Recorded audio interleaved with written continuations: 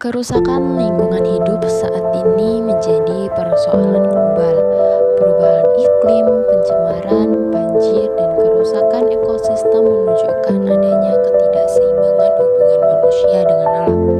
Dalam Islam, krisis lingkungan tidak hanya dipahami sebagai masalah teknis, tetapi juga sebagai krisis moral dan spiritual manusia. Islam memandang alam semesta sebagai ciptaan Allah SWT yang penuh makna dan tujuan.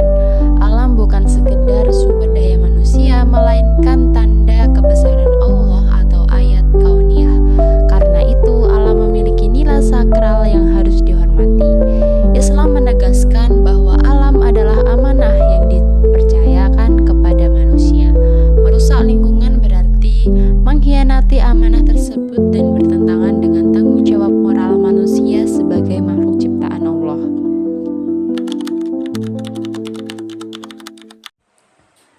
Oke Ustadz, sebelumnya saya izin bertanya, mungkin dari pertanyaan pertama, bagaimana sih konsep mizan atau keseimbangan dalam Al-Quran bisa menjawab tentang tantangan pemanasan global saat ini? Jadi mizan adalah hukum Tuhan yang mutlak di alam. Saat manusia melepas emisi gas rumah kaca secara berlebihan, kita secara langsung sedang merusak timbangan kosmik tersebut. Islam memerintahkan kita untuk kembali pada keseimbangan itu dengan mengubah gaya hidup dari yang konsumtif menjadi lebih berkelanjutan. Jadi itu. Oke, baik. Mungkin langsung pertanyaan kedua. Apakah lingkungan itu bisa merusak, termasuk dalam kategori dosa besar dalam Islam?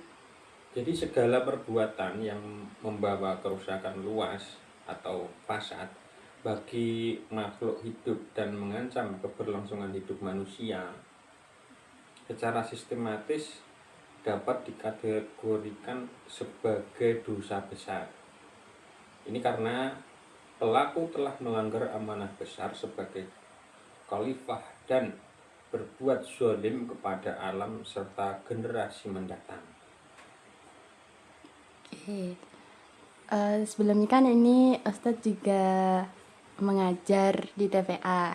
Mungkin bagaimana sih tanggapan mengapa data sains saja seringkali tidak cukup untuk mengubah perilaku masyarakat terkait lingkungan? Jadi gini, karena sains kan bersifat informatif, memberikan data tentang apa yang terjadi. Namun, manusia seringkali digerakkan oleh nilai-nilai normatif atau spiritual untuk benar-benar mengubah kebiasaan lama. Disinilah nilai agama berperan sebagai mesin penggerak moral yang sangat kuat untuk perubahan perilaku secara permanen. Oke, lanjut dari pertanyaan kedua.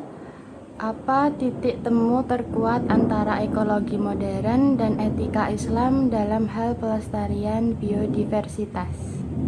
Keduanya memiliki kesepahaman bahwa alam adalah sistem yang saling bergantung. Jika satu komponen dalam rantai makanan rusak, seluruh sistem akan terancam. Islam menyebutnya sebagai kesatuan ciptaan yang saling bertasbih, sementara sains menyebutnya sebagai integritas dan stabilitas ekosistem. Al-Quran menyebut manusia sebagai khalifah fil ard, yaitu pengelola bumi. Peran ini bukan memberikan kekuasaan mutlak, melainkan tanggung jawab untuk menjaga dan melestarikan alam. Islam juga menekankan prinsip mizan atau keseimbangan dalam penciptaan alam. Ketika manusia melampaui batas dan merusak keseimbangan tersebut, maka bencana dan kerusakan lingkungan pun akan terjadi. Karena itu, setiap bentuk pembangunan harus mempertimbangkan keberlanjutan dan keadilan ekologis. Islam melarang perilaku israf atau berlebihan dalam pemanfaatan sumber daya alam. Pemborosan air, energi, dan pangan mempercepat kerusakan lingkungan. atau kasih sayang terhadap seluruh makhluk hidup. Menjaga lingkungan dan melindungi makhluk hidup merupakan wujud nyata dari kasih sayang dan kesolehan sosial dalam Islam. Etika lingkungan dalam Islam menegaskan pentingnya tanggung jawab moral dan spiritual manusia terhadap alam. Menjaga lingkungan bukan hanya kewajiban sosial, tetapi juga bentuk ibadah kepada Allah Subhanahu wa Ta'ala. Dengan mengamalkan nilai amanah, keseimbangan, keadilan, dan kasih sayang, manusia dapat membangun hubungan yang harmonis dengan alam demi keberlangsungan kehidupan generasi sekarang dan masa depan. Halo Kak Ayu, sebelumnya di sini saya ingin bertanya sebagai pelajar Madrasah Aliyah. Sebagai seorang pelajar, bagaimana sih Kak Ayu bisa memahami peran manusia sebagai khalifah dalam menjaga lingkungan hidup? Saya sebagai pelajar memahami khalifah sebagai tanggung jawab untuk menjaga dan merawat, bukan merusaknya. Walaupun saya belum bisa berbuat besar, saya bisa memulainya dari hal-hal sederhana seperti tidak membuang sampah, menghemat air dan listrik, serta ikut kegiatan bersih-bersih di sekolah. Dalam ajaran Islam, alam adalah amanah dari Allah Subhanahu wa Ta'ala. Jadi menjaga lingkungan juga merupakan bentuk ibadah dan tanggung jawab moral sebagai manusia.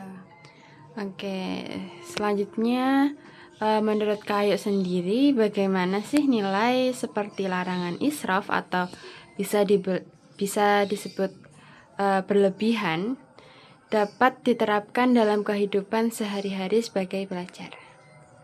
Nilai larangan israf itu sangat relevan bagi pelajar karena sering tanpa sadar kita itu boros, misalnya membuang makanan, menggunakan air berlebihan, terus memakai listrik tanpa diperlu.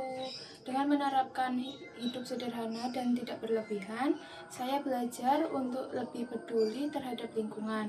Hal ini sesuai dengan ajaran Islam yang menekankan keseimbangan dan tanggung jawab, sehingga kebiasaan kecil tersebut bisa mengurangi kerusakan lingkungan. Oke.